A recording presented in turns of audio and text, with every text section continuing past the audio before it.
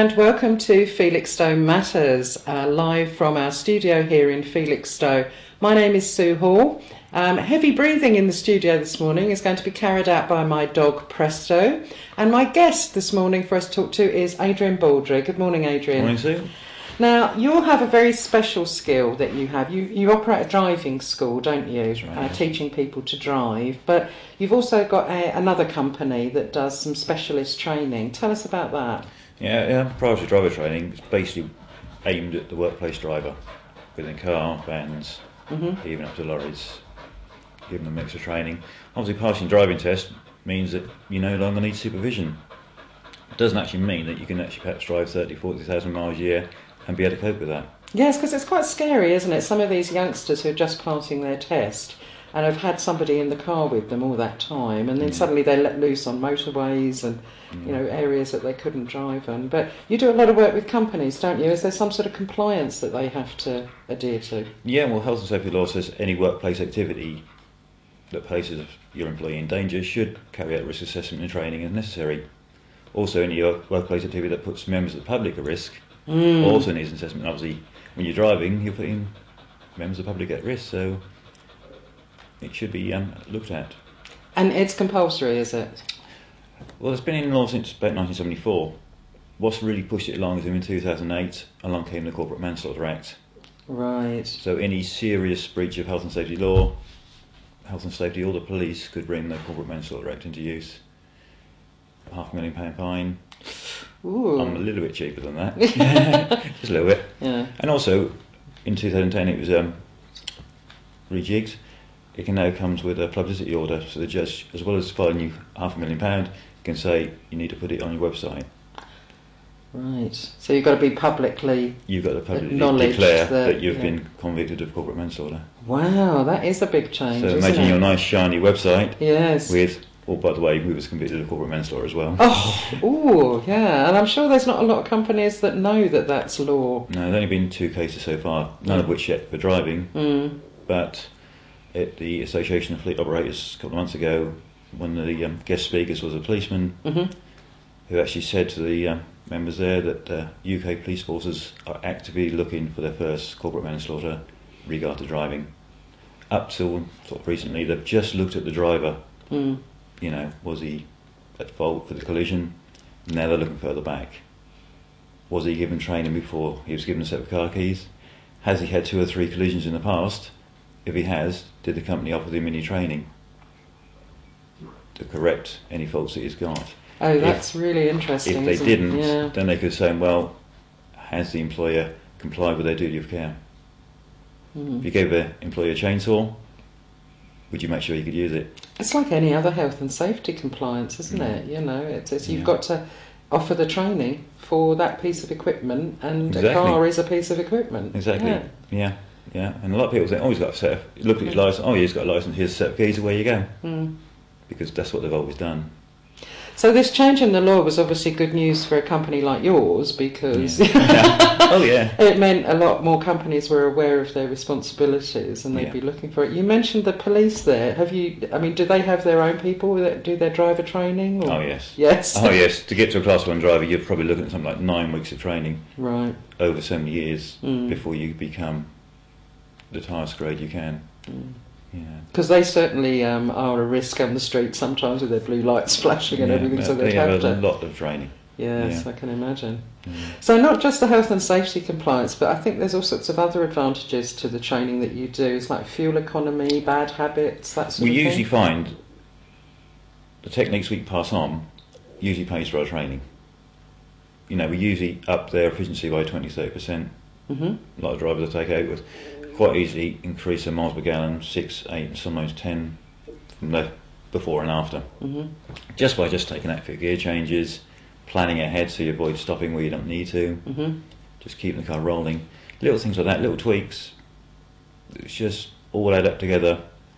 Not makes you safer, but more efficient. And obviously 20% in fuel costs these days over perhaps 10 drivers can be £20,000. Yeah, so the larger companies would really notice the difference in their... A couple of years ago I did a session, nearly 2 months it took us, with one of the NHS trusts up in Norfolk. Halfway through they came back to us and said, we're looking at your before and after figures.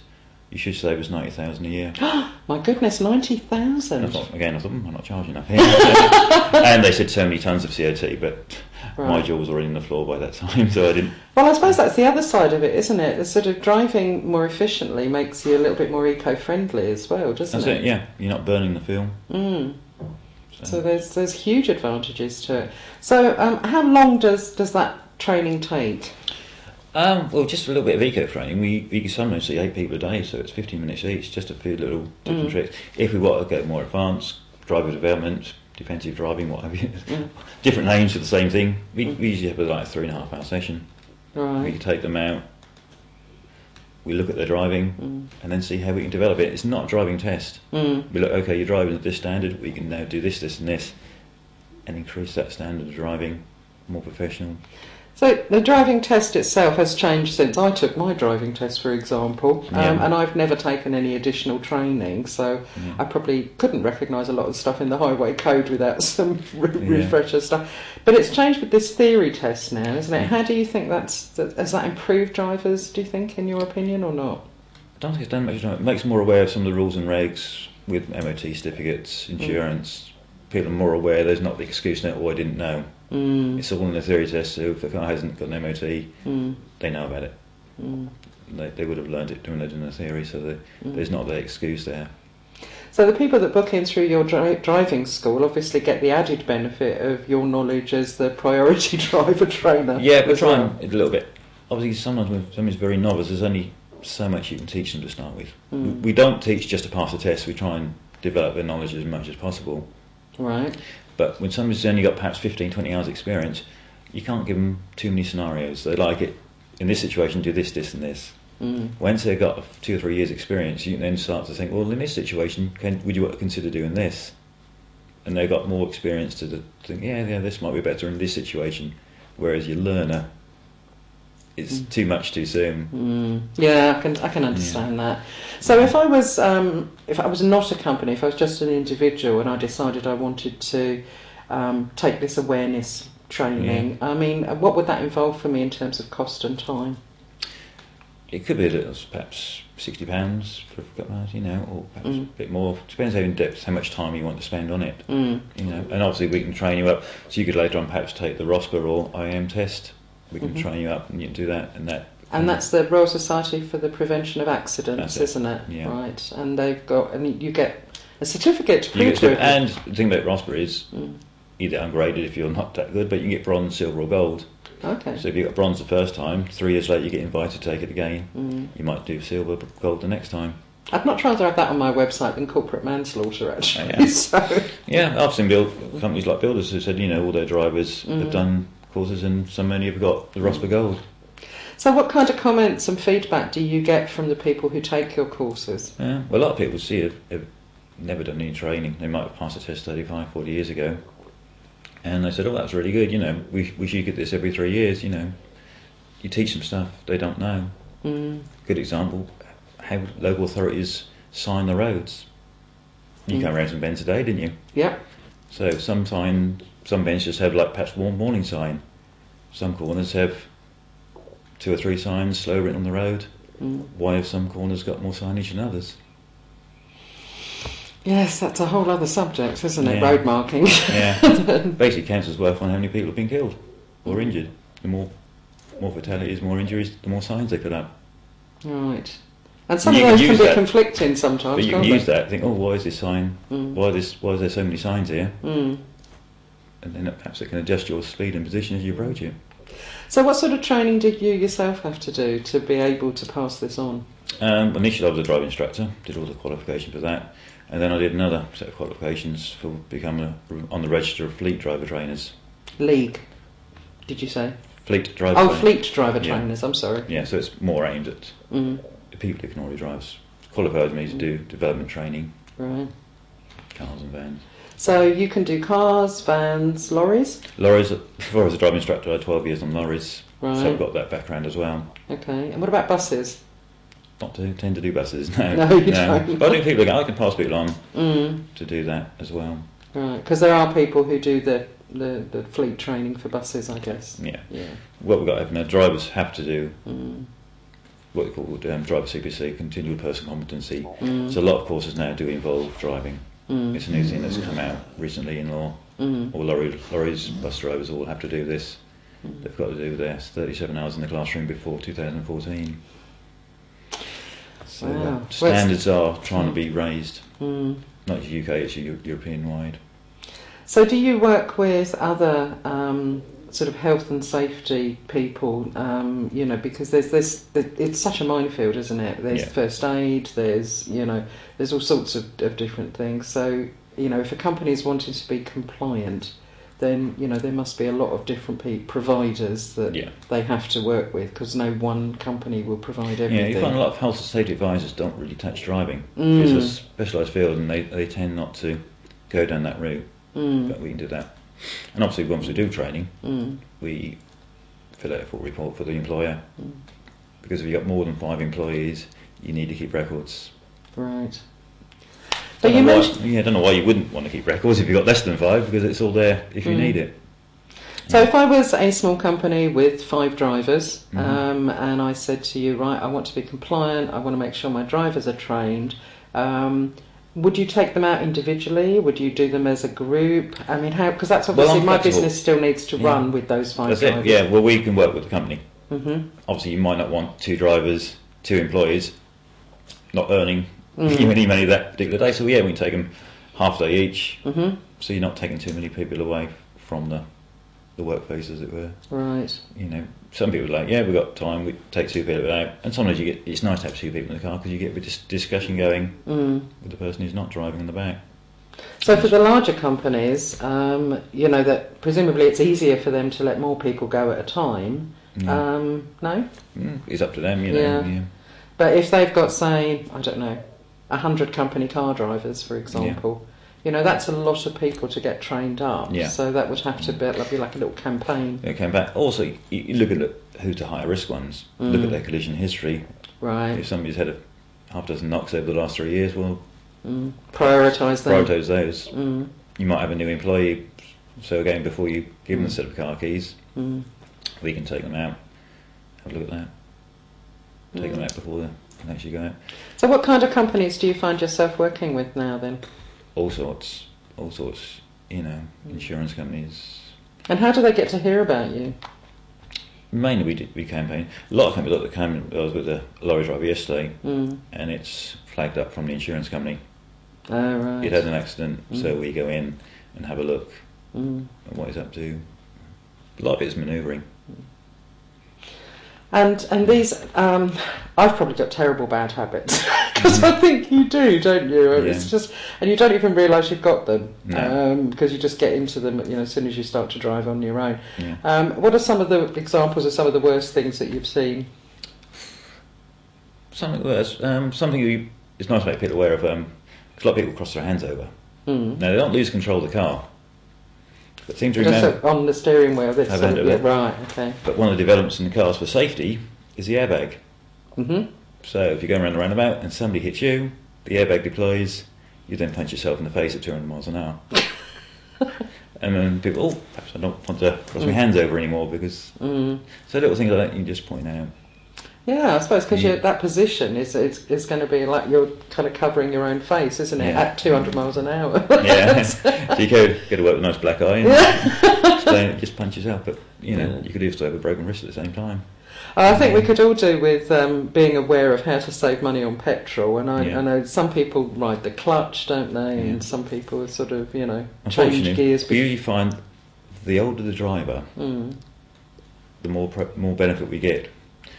Because they've taught a style for the type of car they learned in. But over the last 2-3 decades, the boffins have been busy, they've developed our cars, certain processes we can change, and people tend to be driving how they were taught because they think that's correct. They're just entrenched in that behaviour because that's how they were taught. They taught to go through all the gears. Now we take out a few of the gear changes, and gear changing actually is quite a big fuel user.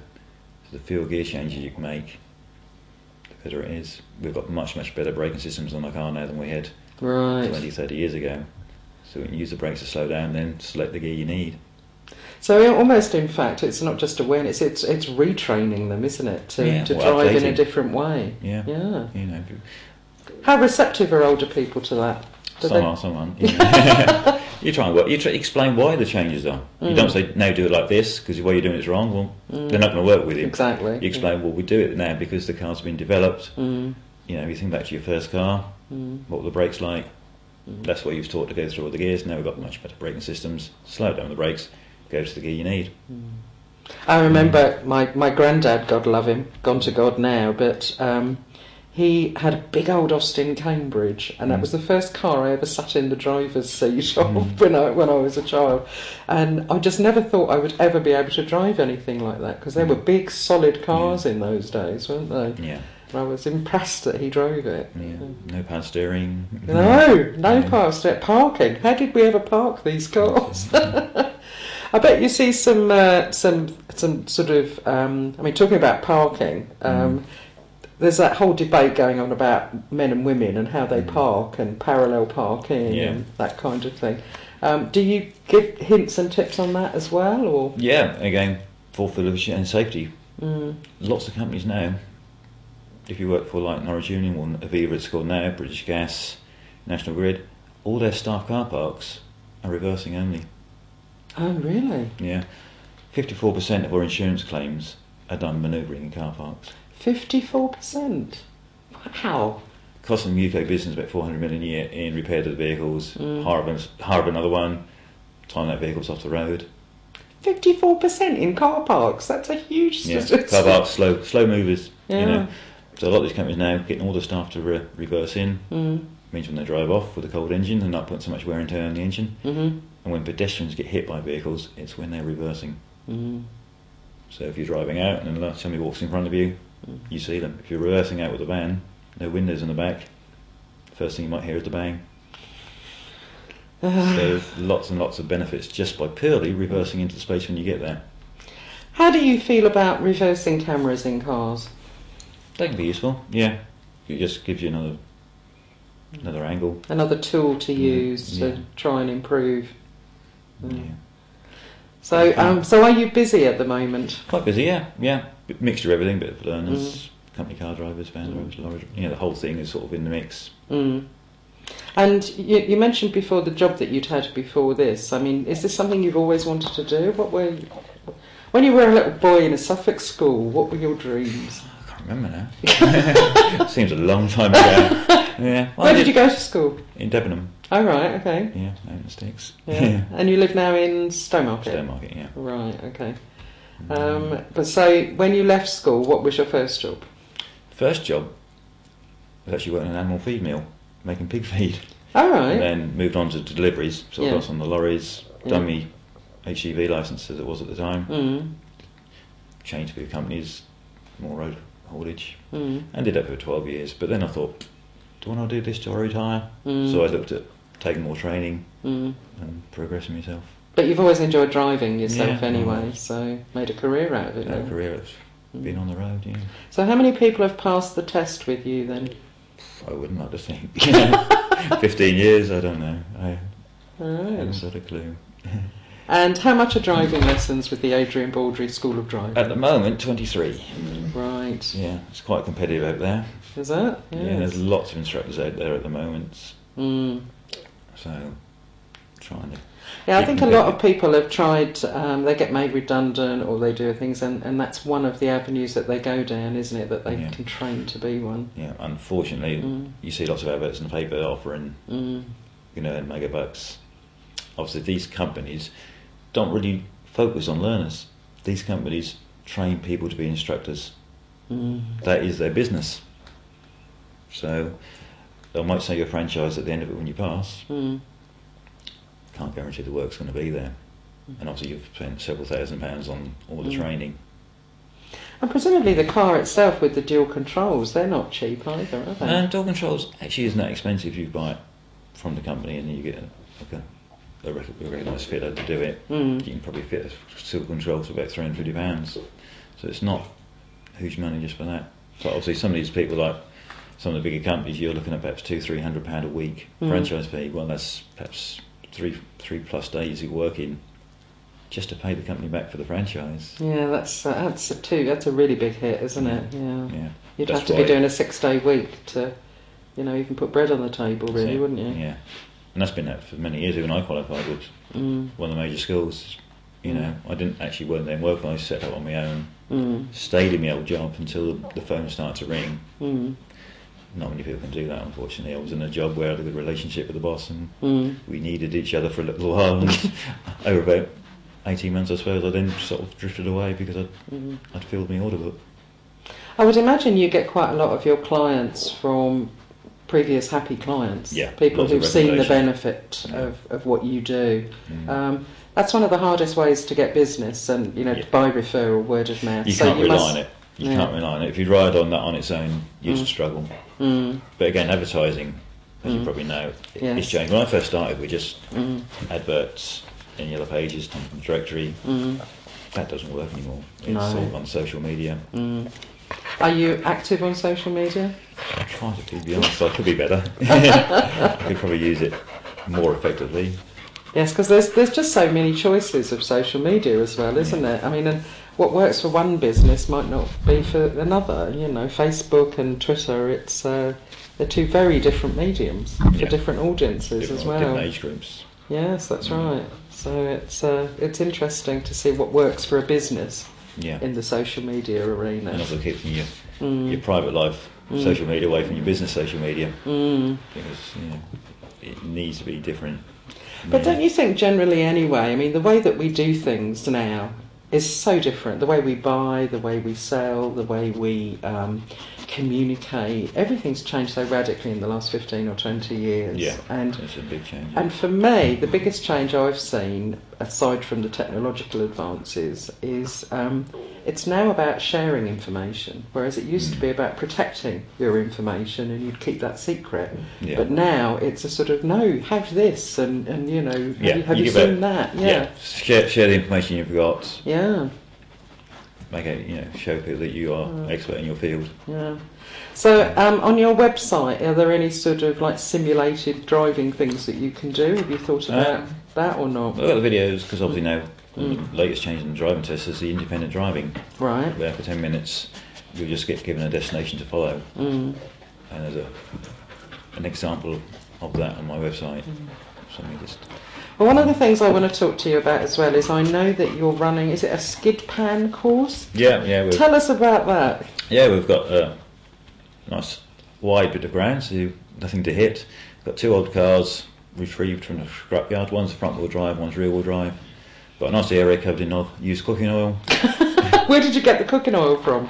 From the canteen around the corner. Right, okay. And so people can go out and feel that these effects have been on ice. They go out and they put themselves into the skid, usually by having too much power, too aggressive with the steering, so they start to get the skid, and then we teach them how to control it or get out of it again. So there's a driver, there's a you in the car with them? Yeah. Right. Yeah. And you're just vocally sort of saying... Well, we give them a demonstration first. Right. Show them techniques. Yeah. And we've got front wheel drive and rear wheel drive, so you can see the differences. Okay. Because the cars behave very, very differently, and different techniques to get out of the skid once you've got into it. That sounds really exciting, actually. When's this being held? My next date is 20th of October. 20th of October. Yeah. And are there places still left available? There are some places still left, yeah. Right. So on interest, obviously we can make more dates available. Okay, all right. And how many people do you have on that course? Well, just 10 people. Right. So people can get the most out of it. There's no point in having too many because you wouldn't get a very big turn. And whereabouts in Suffolk are you holding it? That's near Bury St Edmunds. Near Bury, okay. And if anybody did want to go on it, how would they contact you? If you got me to note, put them in touch. Right, so what's the URL for your website? It is Adrian Baldry School of Motoring. Adrian Baldry School of Motoring. Yeah, Google that, should find .co.uk. Yeah. Okay, all right. And you are on Twitter. At AD Baldry. At AD Baldry. Yeah. Okay. And have you embraced Facebook as well? A little bit. A little bit. Yeah. You have a business page on there. I think if we Google Adrian Baldry School of Motoring, you'll find out a way. Sorry, I'm leaning down to calm my dog down because he's panting. you will find Adrian and be able to contact him to maybe secure a place either on the course on the 20th of October. How much is that, Adrian? £60. £60, okay. Or at least be kept informed of any upcoming dates that might be closer to home. Is there another venue closer to Felixstowe that you use for these? For the skid pan, unfortunately not. They're not that easy to come by. A nice big open piece of ground, which people lips covered in cooking oil. They're few and far between, so we're quite lucky that Bury is not that far away. Okay, so if you're watching this video and you have a suitable piece of land near Felixstowe that Adrian might be able to use for his skid pan, how would you transport the cooking oil though? You need somebody locally to do this with a whole pile of used cooking oil, don't you? Well, Adrian, it's been a real pleasure talking to you this morning. Thank you for putting up with Presto here, because he has been fairly well behaved, I think. And I wish you good luck with your training and keeping the people of Suffolk fuel efficient, safe and compliant. Merci. Thanks very much, Adrian. Thank you. Thanks, Sue.